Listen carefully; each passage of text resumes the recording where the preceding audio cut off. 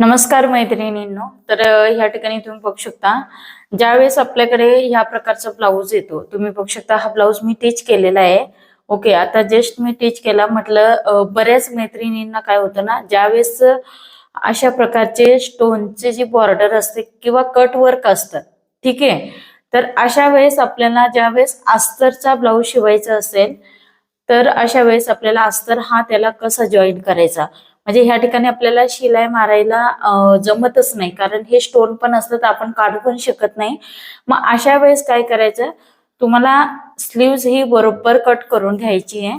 तुम्ही बघू शकता ह्या ठिकाणी मी काय केलंय, आधी आपलं जे स्लीव्ज असते ती अस्तरवरती कट करून घ्या.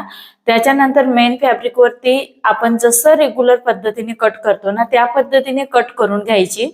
आणि जे साईडला असतं, आपण जे आर्मोलच्या साईडला जोडतो ना, त्या साईडने ही जी स्लीव्ज असते ना अस्तरची, त्या मेन फॅब्रिकला व्यवस्थित जोडून घ्यायची जशीच्या तशी. आणि अस्तरचा जो या ठिकाणचा घेरचा जो भाग असतो तो फोल्ड करून घ्यायचा आधीच. ओके, आणि तो जसाच्या तसा मेन फॅब्रिकच्या स्लीव्ज वरती ठेवायचा, इकडनं जोडून घ्यायचे. त्याच्यानंतर आपल्याला काय करायचं, ह्या ठिकाणी ग्लू लावल्यानंतर काय होतं, जो फॅब्रिक ग्लू आपण लावतो किंवा गम लावतो, तर तो काय होतं ना, ह्या बाजूने दिसतं, ठीक आहे. असे त्याचे डाग दिसतात. त्याच्यामुळे आपल्याला काय करायचं, ह्या ठिकाणी हातशिलाई करायची. जसं आपण कमरेच्या साईडला हातशिलाई करतो ना, सेम त्याच पद्धतीने हातशिलाई करायची, परंतु ती फिनिशिंग मध्ये करायची. ह्या बाजूने स्टोन मध्ये बिलकुल दिसत नाही, खूप छान पद्धतीने. तर इथे तुम्ही बघू शकता, मी काय केलंय, हात शिलाईच केलेले सेम त्याच प्रोसेसने. तर तुम्हाला पण काय करायचं, ह्या प्रकारचं ज्यावेळेस स्लीव्ज असेल त्याला तुम्हाला काय करायचं, हात शिलाई करायची.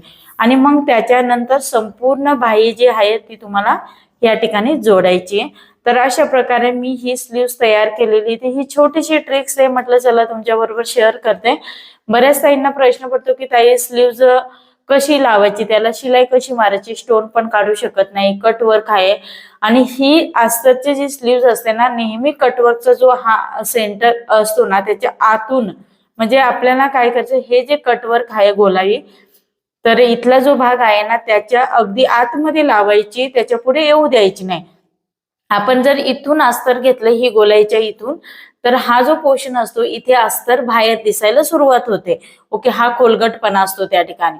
म्हणून मग नेहमी हा जो खोलगट भाग असतो ना, तिथून आतमध्ये अस्तर हा जोडायचा आहे व्यवस्थित सरळ. आणि कटवर्कचा पोर्शन हा अस्तरच्या बाहेर यायला पाहिजे, ठीक आहे. त्यावेळेस